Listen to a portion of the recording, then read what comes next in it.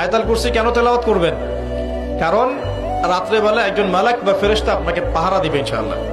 আর পশ্চিমাদের দর্শন বলে দিলাম, ওরা কিন্তু এই অদৃশ্যের জগতে বিশ্বাস করে না। এই কারণে আমরা যারা অদৃশ্যের জগতে বিশ্বাস করি, আমাদেরকে এইসব সাম্প্রদায়িক শব্দ দিয়ে তারা সারা বিশ্বের বুকে আন্ডারএস্টিমেট করার চেষ্টা করেছে। এগুলো ধরতে হবে। এগুলা সামনে আসেন। এখন কুরসির পরে কি আছে? এই কুরসির উপরে আছে একটা মহাসাগর। কি আছে? মহাসাগর। নাসা কি বলেছে এখন পর্যন্ত? এই জন্য আমরা কেউ বিশ্বাস করি না। কালকেই যদি দেখবেন নাসা বলে দেয় হ্যাঁ একটা মহাসাগরের সন্ধান পাওয়া গেছে, পৃথিবী থেকে লক্ষ কোটি আলোকবর্ষ দূরে, নাম দিয়ে দিল যে .FM0000mm2, একটা নাম দিয়ে দিল। ওরা তো এরকম নাম দেয় আর কি, তাই না? তখন কিন্তু দেখবেন সারা বিশ্বের মানুষ চোখ বন্ধ করে বিশ্বাস করবে কি না?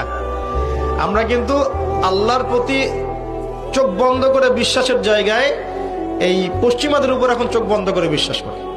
এটা কি বুঝেন? এটা কিন্তু শিরক হচ্ছে, এটাও শিরক হচ্ছে। তো একটা কথা মিস করে গেছি, ইব্রাহিম আলাইহিস সালাম